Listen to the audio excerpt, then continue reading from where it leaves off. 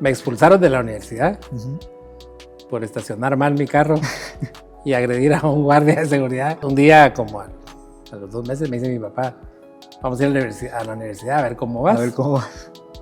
Y le dijeron, pues su hijo no se inscribió, no está aquí desde marzo. Somos el único medio de comunicación especializado. Y todo lo que pasa en el agro pasa en TVA. Y era un cura que es dominicano. Entonces dice, en ningún lugar del mundo, dice, he visto tantas Toyota Prado como en Guatemala.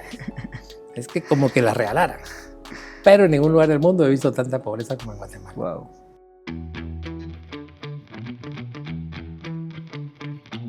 Bienvenidos una vez más a su podcast Hablemos de Agronegocios. Bienvenidos una vez más a su podcast de Hablemos de Agronegocios. Hoy nos encontramos en Ciudad de Guatemala, en Guatemala. Hoy nos acompaña una persona que trabaja mucho la parte agropecuaria aquí en Guatemala. Creo que bastante maneja el esquema de emprendimientos, educación, ganadería y otras cosas que nos va a venir contando. Hoy está con nosotros Jaime Bustamante. Jaime, ¿cómo estás? Bienvenido al podcast Hablemos de Agronegocios. Gracias, pero al contrario, bienvenido a Guatemala. Ya es tercera vez que vienes y siempre dejas una semilla que es importante. Y como siempre he dicho, aquí lo que queremos es generar inquietudes y que la gente siga avanzando por su cuenta. Así que a ti, bienvenido nuevamente a Guatemala. No, buenísimo, muchas gracias. Jaime, quiero comenzar este podcast de Hablemos de Agronegocios con un esquema de tus primeros negocios. Cuéntanos un poquito acerca de los inicios de todo lo que hoy día manejas tú. Ok, fíjate que yo, por temas de la vida, bueno, te voy a contar toda la historia. Dale. Me expulsaron de la universidad por estacionar mal mi carro y agredir a un guardia de seguridad porque me fue a corregir. La cosa es que era como en mes de marzo y yo ya no fui a la universidad. Y en mi casa era pecado perder una clase de mes, no digamos un año. Y nunca dije nada en mi casa. Entonces, un día como a los 2 meses me dice mi papá, vamos a ir a la universidad a ver cómo vas. A ver cómo vas. Yo le seguí la mentira hasta el último metro antes de llegar a la recepción, porque mi papá era ingeniero especializado en túneles y nunca estaba en la casa, él prácticamente lo miraba fin de semana. Y que ese un día llegó y me dijo, vamos a ir a la universidad. Y le dijeron, pues su hijo no se inscribió, no está aquí desde marzo. Entonces, bueno, dije, a ver qué castigo me va a poner, pero el castigo fue, no me volvió a hablar, me pidió las llaves del carro. Y como yo trabajaba con él, me despidió del trabajo. Entonces estaba yo como en el mes de mayo, sin trabajar y nada, de vago. Y viene un amigo y me dice, ¿tienes visa americana? Quiero ver si un amigo quiere que lo acompañes a traer a un carro a Estados Unidos. La cosa es que le dije, pues claro que sí, y me pagaba creo que $500, ¿verdad? La cosa es que estábamos en el aeropuerto, chequeando ahí los boletos. Y me dice el amigo, mira, no me puedo ir, tengo un arraigo por una tarjeta de crédito. Ándate tú, yo llego en el vuelo de la tarde. Para no cansarte, nunca llegó. Entonces estaba yo en Miami, pidiendo posada de la novia de este amigo, y cómo llamar a mi papá para que me diera un boleto. De retorno. Estaba peor que como me fui. El tema es que me encontré un amigo guatemalteco, y le conté mi historia y me dijo, ¿por qué no te venís a trabajar conmigo? Y juntás para tu boleto. Entonces me fui a trabajar, él era mesero. Y me dijo, tú solo di que fuiste mesero en Guatemala, en el Hotel Camino Real y te dan el trabajo. Eres el mejor mesero. Y efectivamente, así dije, me dieron el trabajo. El primer día me sacan al salón con una bandeja con unos tragos que llevan fuego, que se llama zambuca. Entonces vine yo y agarré así la bandeja y me hago el capitán, un peruano, tu paisano. Me dice, se ve que en tu vida has agarrado una charola. Se lleva así. La cosa es que mi primer servicio fue llevar una bandeja con tragos y se me cayó en el saco de los comensales. Y yo con una servilleta apagando el fuego, mira, es que yo quería meter la cabeza en la tierra. Bueno, el tema es que pasó eso, fui aprendiendo. Hasta llegó el momento que me gustó, porque era rico trabajar y más rico ganar tu plata. Claro. Pero como el gran tema de mi casa era el estudio, escuché que la Universidad de Miami tenía una extensión que se llama QX Center, que era de estudios avanzados. O sea, te dan carreras para gente que ya está en la jugada, no te empiezan de cero. La cosa es que apliqué, mandé a pedir los papeles que tenía aquí y me logré graduar en Estados Unidos. Y las clases eran días sábados, necesitabas estar ya trabajando en lo que ibas a ir a estudiar. Entonces, cuando vine a Guatemala, vine a fundar la escuela de ganadería, que no existía acá. Entonces, con la misma metodología, ¿verdad? Gente que tiene finca, estudia solo los sábados y con mucha práctica. Claro. El tema es que hoy por hoy tenemos 27 años de haber empezado esa universidad. Hoy soy campus adjunto de la Universidad Española y tenemos desde diplomados, maestrías y todo lo demás. Pero hace como 15 años yo tengo un hijo que tenía en su programa en televisión que se llama Expedición GT. Él se tiraba de los puentes y agarraba culebras y tarántulas.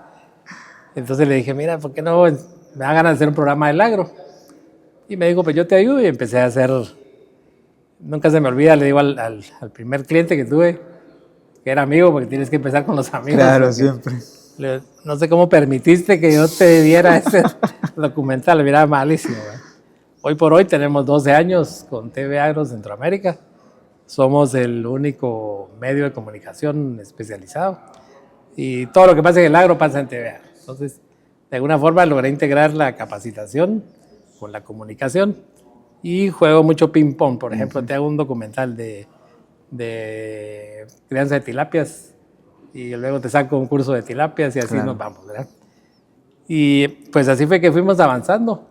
Hoy por hoy pues estamos bastante posicionados y esa es la historia de algo que no se planeó, pero también las diosualidades existen porque no te explicas de qué forma fuiste tejiendo ese tejido. Sí, sí.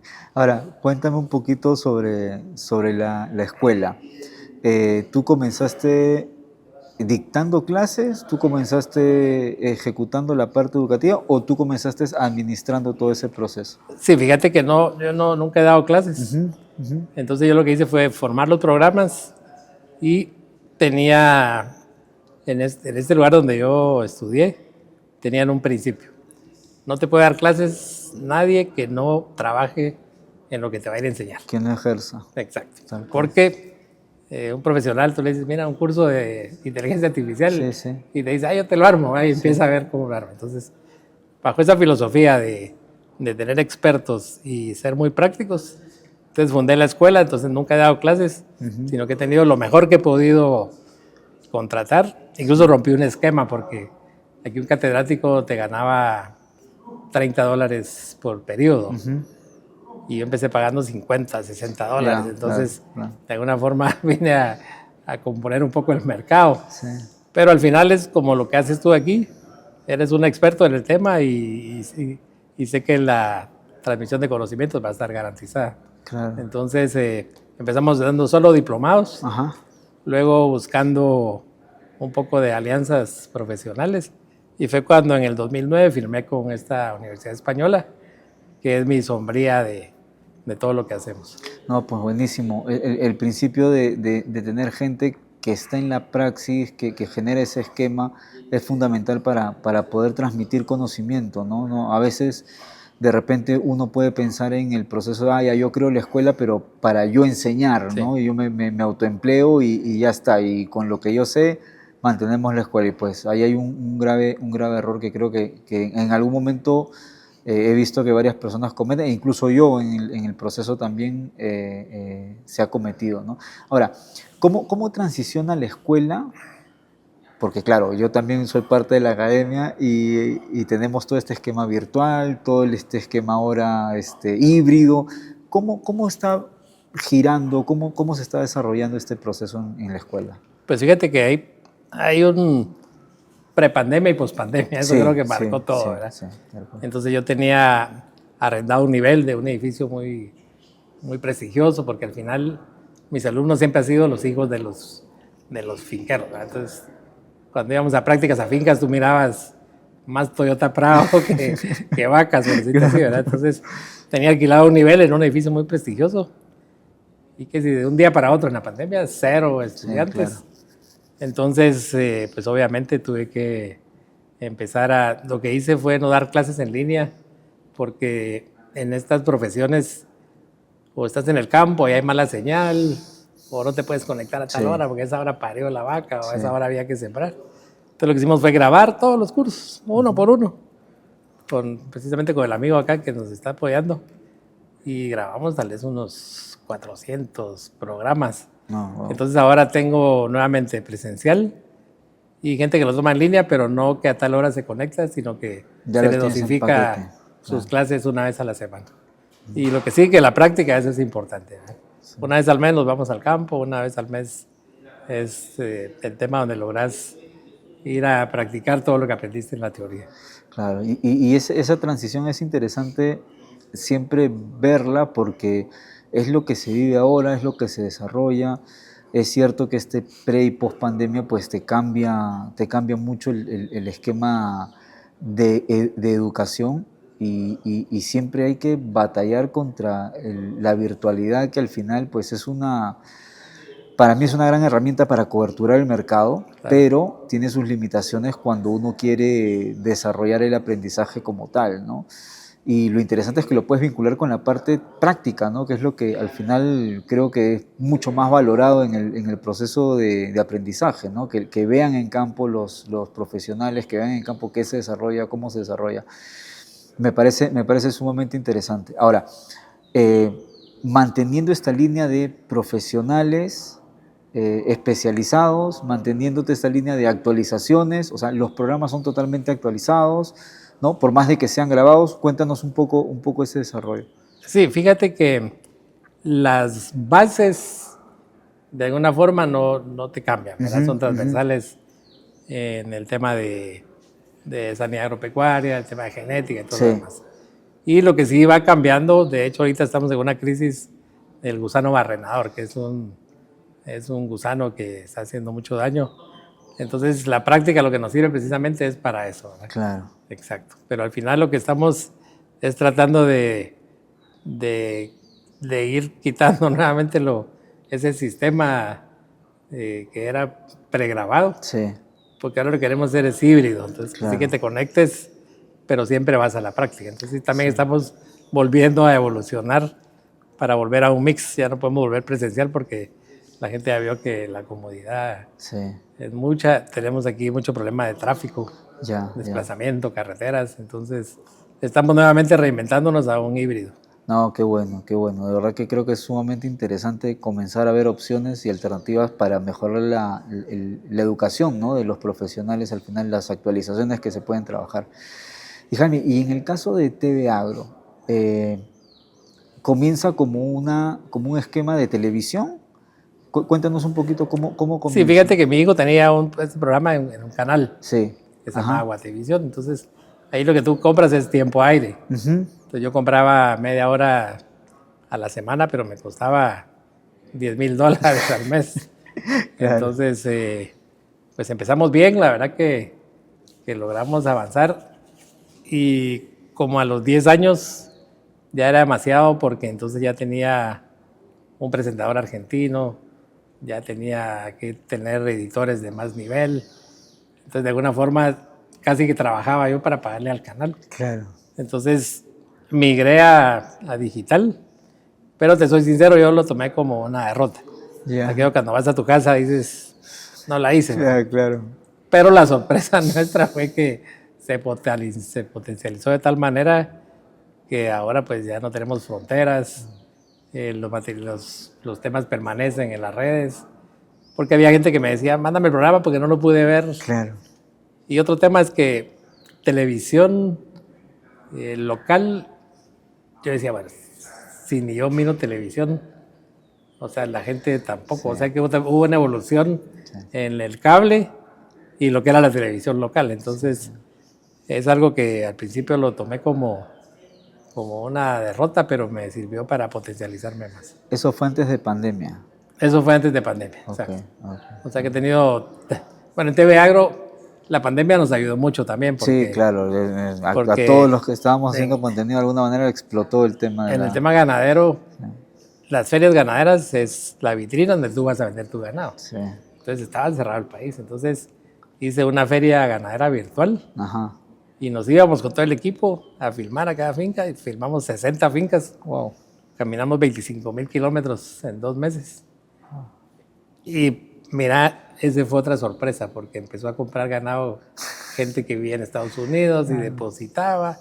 Entonces otro tema vaya que salió a colación porque tenemos que ser creativos para esos cambios porque si dices, bueno, ahorita ¿quién me va a contratar, verdad? Sí. Y luego hicimos una expo alimentaria virtual, ya como que dice que nos está gustando, pero también sí eso fue antes de la pandemia. Claro, claro. No, súper interesante.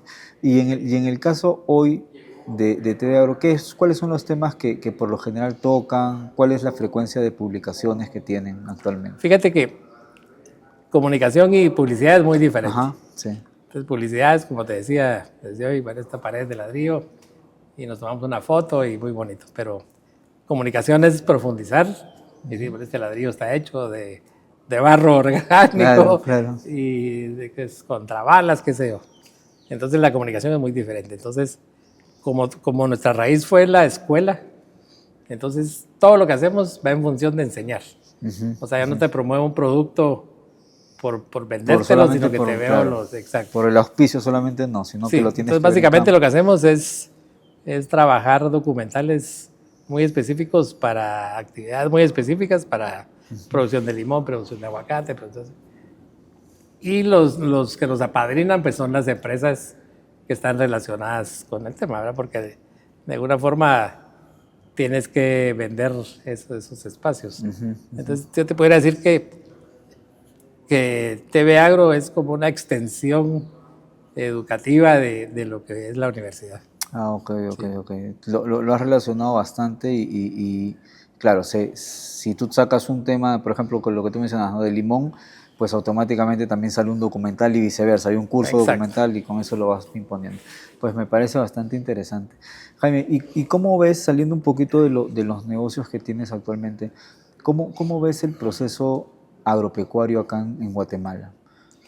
Pues fíjate que nosotros somos un país muy privilegiado. Primero por nuestras condiciones agroclimáticas, luego que estamos a 2 horas de Miami. Entonces, solo por darte una reseña, somos el mayor productor del mundo de cardamomo, por una zona que tenemos que tiene las características. Somos el país con el índice de más productividad del mundo por área de palma de aceite. Somos el 5º exportador de azúcar. Somos uno de los mejores cafés del mundo. En flores, en todo ese tipo de cosas. Entonces, somos un país muy privilegiado. Y de alguna forma la cercanía pues te ayuda. Claro. Ahorita estamos en una nueva transformación con el tema de los aranceles porque te saca de tu zona de confort. Y ahí es donde, por ejemplo, los gobiernos tienen que tomar decisiones más estratégicas porque, por ejemplo, un barco, te lo voy a poner en el caso de las importaciones. Tenemos una crisis portuaria ahorita que hay 45 barcos haciendo fila. Wow. Y solo hay dos terminales de descarga. Y cada día que está un barco ahí te cuesta entre $10,000 y $13,000. Entonces se ha encarecido muchísimo la materia prima y encima tienes que absorber el arancel que te están cobrando. Entonces lo que hay que hacer es mucho más eficiente y el gobierno de alguna forma pues no cobrarte tan caro por la espera de los barcos, porque hay empresas que han quebrado, pues, que no te da el chance, ¿verdad? Entonces siento que estamos, bueno, lo único que no cambia es el cambio, ¿verdad? Pero estamos en una etapa también que hay que volver a reacomodar fuerzas y también que el mercado local está invadido de productos importados. Entonces es una ironía que estás peleando por el litro de leche que te pagan 50 centavos de dólar en finca, pero vas a pagar $3 por un litro de leche que viene de Costa Rica. Entonces, yo siento que la industria local hay que fortalecerla. Somos somos productores de commodities, de productos de exportación, y es parte de la misma transformación. Otro tema es que con la migración, ya mano de obra, por ejemplo, para cortar café, para muchas actividades, ya no existe. Entonces ese era un problema, y ahora tienes el problema que te va a venir un montón de gente que lo que hacía era, o sea, el ingreso más importante para nosotros en el Producto Interno Bruto son las remesas. Entonces ahora que las remesas van a reducir, tu economía se vuelve a deflacionar. Entonces estamos en un proceso, pero como te digo, tenemos muchas ventajas comparados con países como el tuyo, en que lo que cuesta un flete para Estados Unidos son 3 veces más, ¿verdad? Entonces estamos fregados, pero seguimos teniendo muchas ventajas. Yo siempre creo que esos son ciclos, ¿no? Ciclos de los que manejamos, tanto económicos como también en la parte productiva, ¿no? Porque a veces tienes estas campañas fuertes donde un competidor internacional pues literalmente no salió y eso te genera a ti pues mayores ingresos sin hacer algo tan diferente, ¿no? Que simplemente hacer lo mismo con una buena producción, buena calidad, y esta vez sí le pegaste un buen precio. Los que manejamos commodities al final más o menos nos manejamos en esa línea, ¿no? Y lo que sí tenemos que concluir es que sigue siendo buen negocio, porque si no, no está bien. Claro. Dice que se murieron 3 personas y se fueron al cielo, pero ese día había una oferta que te podías regresar y podías escoger a qué te ibas a dedicar. Entonces pasa ahí con San Pedro y dice, ¿y tú qué eras en la tierra? Pues yo era barbero. Le dice, ¿quieres ser barbero otra vez? No, porque ahí pasa uno de pie todo el día oyendo las historias. Entonces, mándame ahí de médico. Otro era pediatra, entonces le dice, ¿quieres regresar de pediatra? No, es que a medianoche te llaman y tienes que ir a atender. Y pasa uno que era lechero. Y le dice, ¿quieres ser lechero otra vez? Sí, dice, porque parece que la leche va a subir. O sea que siempre estamos llorando. Voy a regresar en buena época. Siempre estamos llorando, pero si estamos en el negocio es porque sigue siendo productivo. Y algo que tocaste que es muy interesante en varios países de nuestra región, termina siendo el consumo interno, ¿no? ¿Qué tan importante termina siendo, también desde mi punto de vista, que más gente sepa de algunos productos o algunos desarrollos que nosotros tenemos internamente y que los consuman al final del día, ¿no? O sea, yo no creo que sea solamente un tema de precio, sino que también un tema de repente de desconocimiento o de industrialización del mismo producto final, ¿no? En Perú pasa mucho, por ejemplo, con el tema de papas, ¿no? Sí, tenemos la mayor variedad y todo, pero al final el consumo de papa frita es importado todo, ¿no? Y no hay... o hay poco avance en el proceso de justamente tener esas variedades y poder sembrarlas y poder construir con eso un consumo interno también mucho más interesante. Creo que por ahí también va un poco el poder enseñar y comunicar este tipo de productos que nosotros tenemos, ¿no? Sí, y fíjate que lo que puede ser una locomotora interesante, de hecho lo es el tema de salud. Te pongo un ejemplo del aguacate.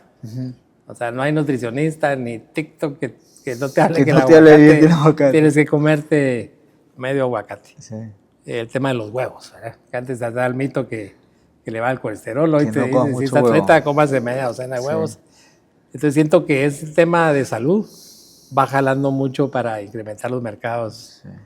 Por ejemplo, los productos de cabra, que aquí no tenemos cultura de comer quesos de cabra y leche, pero cuando empiezas a ver los valores nutricionales y cómo un yogur de cabra mantuvo a una persona de tercera edad que viste que fue evidente los progresos, entonces vas cambiando. Entonces yo siento que una buena forma de promover lo local es por medio de los beneficios. Y básicamente la información, lo que decías tú, de informar los beneficios, no solo de publicitar. Arándanos es otro tema. Uy, ese es un tema súper interesante. Que como tiene antioxidantes, la gente se lo come como sea. Y es muy fuerte, y hay un mercado todavía que no está totalmente satisfecho, ¿no? O sea, es muy interesante verlo. Igual yo siempre considero que el mercado local tiene que saber y tiene que tener acceso a ese tipo de productos, ¿no? Lo cual al final termina siendo... allá en Perú, por ejemplo, está Gastón Acurio, que es un cocinero bastante interesante y bastante importante, y él una vez, me acuerdo, hace mucho tiempo, mencionaba acerca de lo importante que es que la cocina vaya también de la mano con la agricultura. ¿no? Porque hay que enseñarle también a las personas cómo consumir los productos, ¿no? Porque a veces, y pasa mucho, ¿no? El mismo cacao, espárragos en el caso de Perú, ¿no? U otros productos, tú dices, oye, ¿y cómo los consumo? Ya los puedo conseguir, ahora ¿cómo los consumo? Solamente hay una forma de Sí. consumirlo, claro, una forma de consumirlo es monótono y al final pues dejo de consumirlo por más beneficios que pueda tener. Entonces, eso creo que es otro proceso que tiene que salir y que se tiene que presentar mucho de la mano con el consumo interno, Sí. lo cual es importante y clave. Jaime, y en este proceso, saltando un poquito a la parte del mercado en general, el mercado local, tú también has manejado temas de ganadería, ¿correcto? Cuéntanos un poquito acerca de la ganadería puramente aquí Sí, en fíjate Guatemala. que yo cuando fundé Ganadería Integral, que fue mi primera empresa que puse, Sí. yo tenía 3 pilares fundamentales. Uno era integrar al sector, el otro era capacitarlo y el otro era mejorar la comercialización. Porque aquí en nuestro país hay 1000 asociaciones ganaderas que son clubes. Claro. Asociación ganadera del pueblo X que se juntan cuando hay feria o de esta raza, entonces al final son clubes. Entonces nosotros lo que hicimos fue tener una aldea, como dices tú, de gente que está integrada por medio de la capacitación. Entonces nosotros tenemos 6,000, 7,000 gentes enganchadas, pues, y de alguna forma que nos siguen. Y entonces esa parte fue uno de los primeros pilares, el lograr integrar bajo un fin que no fuera necesariamente lucrativo ni de feria. Luego el tema de capacitación, pues obviamente por eso fundé la escuela. Y en el tema de comercialización, las ferias ganaderas las hemos hecho aquí por 12, 15 años, que al final es lo que te decía de hoy, es la vitrina para poder vender. Entonces, con ese tipo de eventos es que hemos logrado motivar la comercialización. ¿Y tú también has comercializado en algún momento genética, ganadería? Fíjate que con el tema de la pandemia ¿Ya? se dio mucho que nuestros mejores clientes ahora son gente que vive en Estados Unidos y que dejó su tierrita y que ya te puede comprar un buen toro. Y es un nicho bien, bien interesante. Y al final vino a sacar las castañas al fuego aquí para la pandemia, ¿verdad? Claro. Entonces sí las comercializamos por medio de eventos y también reportajes específicos como lo que te conté de las ferias virtuales. Perfecto, perfecto, Jaime. Y para ir un poquito cerrando, ¿cómo ves la proyección de, primero, tus negocios, la parte educativa, la parte de comunicación? ¿Cómo ves esa proyección? ¿Qué cosa crees tú que puede pasar en los siguientes años en todo caso, con el área, ¿no?, que tienen ustedes? Pues fíjate que ha habido un fenómeno interesante, ¿verdad? Muchos que han trabajado conmigo ponen sus cursos y sus escuelas. Entonces, ahora ya hay varias opciones, ¿verdad? Y en TV Agro también han salido un par de intentos, pero no es nada fácil. Sí, claro. O sea, desplazarte a una finca, tienes que tener un locutor, un editor, un camarógrafo. Entonces, lo que vemos es ir subiendo de nivel. Por ejemplo, ahorita pues estamos con la Universidad de España, que son muy prácticos y de alguna forma eso nos compromete mucho porque nosotros yo mando programas para que me los autoricen, mando profesores para que me validen y monitorean y luego ellos te titulan. Entonces lo que estamos viendo ahora es si ya logramos formalizar una universidad acá. Y con TV Agro pues seguir trabajando porque cada vez hay más y también hay muchos nichos no necesariamente agrícolas. Tenemos una plataforma que se llama Construyendo Inteligente, que hacemos lo mismo pero con temas de construcción. Tengo otro tema que se llama Guatemala de lejos yo progreso, que es donde logramos captando a los migrantes. Entonces, el tema de comunicación también se ha expandido, no necesariamente solo en el tema agropecuario. Perfecto. Eso ayuda mucho también en la diversificación y en el proceso de flujo de... Exacto. Perfecto, Jaime, perfecto. Y en el caso tú nos contabas, tú tienes también proyectos sociales, ¿no? Cuéntanos un poquito acerca de los proyectos que tienes, o del proyecto que tienes, ¿no? Sí, fíjate que también tal vez en el 2018, dije, ¿cómo hago para que...? Bueno, es que estaba yo en una misa y era un cura que es dominicano. Entonces dice, En ningún lugar del mundo, dice, he visto tantas Toyota Prado como en Guatemala. Es que como que las regalaran. En ningún lugar del mundo he visto los restaurantes caros con la gente haciendo fila para entrar. Pero en ningún lugar del mundo he visto tanta pobreza como en Guatemala. Wow. Entonces, de alguna forma son dos mundos totalmente diferentes. Entonces yo empecé a hacer números y con lo que te comes una hamburguesa, te comías en ese tiempo, porque ahora la hamburguesa está carísima. Entonces, con lo que te gastas un fin de semana yendo con tu hijo y tu esposa, tú puedes darle un vaso de leche todo un mes a un niño. Entonces, de alguna forma empecé a jugar ajedrez. Entonces empecé a nivel personal, que de cada alumno yo agarraba para la ración de leche. Y luego pues se fue contagiando, entonces ahora son empresas las que me patrocinan y tenemos que hacer compromisos anuales porque no puedo decirle hoy no hay patrocinio, ¿verdad? Y ahora que migré a hacerles casas, pues el reto es mayor, pero recuérdate que hay gente que quiere hacer proyección social, pero no encuentra los canales. Sí. Entonces, de alguna forma, pues, te ayudamos también en ese sentido. Buenísimo. Creo que ese vínculo entre el crecimiento de repente profesional, empresarial y ese proceso también de ayuda, de soporte, va más allá de solamente tener una bonita imagen o un bonito recuerdo sino ya creo que llena más la parte espiritual, más la parte de la persona como tal y de verdad que te felicito por ese tema. Ya la vez pasada me habías comentado de eso y una última para cerrar. ¿Qué cosa crees, qué recomendación tú le puedes dar? Y quiero verlo desde el punto de vista de... me gustó mucho esta parte inicial de que, claro, no uno pareciera que todo se vuelca en contra de uno, ¿no? Y no ves quizás oportunidades o salidas en lo que vayas a estar haciendo, pero hay un reto que creo que es, y creo que tú tomaste esa vía, que es del emprendimiento como tal, ¿no? Me imagino que en ese camino también han habido pues idas y vueltas. Para la gente que emprende, que comienza, que de repente no está viendo con tanta claridad el camino, que de repente ve que cosas que se está desviando, de repente también son meseros y de repente, ¿qué les podrías recomendar tú para ellos? ¿Qué mensaje le darías a ellos? Pues fíjate que tengo una fórmula que he aplicado desde que era 18 años, por decirlo así. Yo me proyecto cada 5 años, o sea, cada 5 años. Necesito estar en un ambiente ideal. O sea, yo tengo que ir a la playa a fin de año, tengo que pasar ahí varios días hasta que me inspiro, ¿verdad? Entonces, y lo que yo le recomiendo a la gente es que primero visualice su mundo ideal. O sea, cómo quisieras estar dentro de 5 años.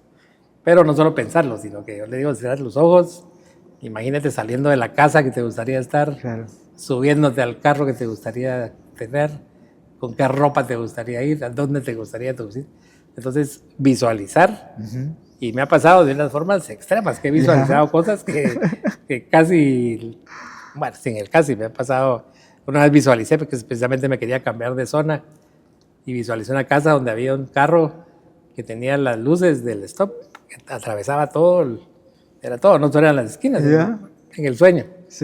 Y no miras que encuentro la casa de mis sueños con ese carro. O sea que ahí sí ya pasé a otro nivel de desprendimiento. Entonces es importante conocer tu mundo ideal y trabajar en él, ¿verdad? Otro tema es, nadie puede superarse más allá de su propia educación. O sea, yo no puedo volar un avión si no lo voy a estudiar. O sea, eso es... Y desde que salí de Estados Unidos, yo me he hecho la promesa de que cada año yo tengo que estudiar algo. Entonces siempre estoy actualizado porque yo le digo a la gente, el éxito se detona cuando se une la preparación con la oportunidad. Porque tú puedes estar preparado y nunca llegó esto. Y lo más usual es que pasa esto y tú no estás preparado. Entonces, te resumiría visualizar tu mundo ideal, ponerlo a un plazo 5 años, que es un plazo manejable, porque indiscutiblemente hay veces que tienes que meter el retroceso, pero en vez de irte a otro lado, le buscas otro camino. Entonces, ver tu mundo ideal, capacitarte y de alguna forma tratar de ser el mejor en lo que estás haciendo. Que yo desde mesero, yo siempre digo, no es bueno que yo lo diga porque ¿quién no se va a echar flores? Pero cuando aprendí a ser mesero, fui el mejor mesero el año que trabajé de mesero. Entonces, y lo que pasa es que cuando tú tienes una meta, no importa cómo vas a ir, ¿verdad? Si un día te dices que quieres una moto, aquí hay un diputado que el otro día se hizo famoso porque iba a una reunión del Congreso y como había un gran tráfico, se subió a un mototaxi y le pusieron un casco y él se grabó ahí, ¿verdad? Entonces, si sabes a dónde vas, pues hay diferentes caminos, ¿verdad? Entonces, pues básicamente es eso, visualizarse, prepararse y estar dispuesto a dar los giros que haya que dar, ¿verdad? Buenísimo, buenísimo, Jaime. Visualización, tener objetivos claros. Y preparación. Saber cuál es el vehículo y saber que hay vehículos mejores y eso es preparación, ¿no? Y con eso pues creo que hay mucho todavía para desarrollar y trabajar. Te agradezco, Jaime, estos minutos. De verdad que ha sido bastante interesante conversar contigo. Venimos conversando hace tiempo. Estar acá en Guatemala, gracias por eso. Y pues siempre para lo que necesiten, contar con nosotros en todo sentido. Ok, gracias a ti. Y creo que me faltó un pincelazo ahí. Sí, claro. El dinero no se hace trabajando, se hace pensando. Oh, okay. O sea que para mí el día más aburrido son los días que me tengo que quedar en oficina, porque yo así me dije que tales días me quedo en oficina, pero es el día más productivo, porque es donde haces tu estrategia. Entonces tienes que pensar y repensar. O sea, tengo una hermana, la pongo como ejemplo. Ella empezó haciendo pasteles para la pandemia. Sí. Pero se gastaba $3 de gasolina para dejar un pastel que valía $3. Y cosas así. Entonces, hay que pensar. No hay que dejarse llevar por la emoción de ¿cómo se llama? Por ejemplo, pones una venta de panes o qué sé yo. Sí. Conocer la historia, conocer también la vivencia de acá en Guatemala. Y pues nada, les agradecemos mucho a los que están todavía por aquí. Y nos vamos encontrando en un próximo episodio de Hablemos de Agronegocios. Gracias, Jaime, por todo.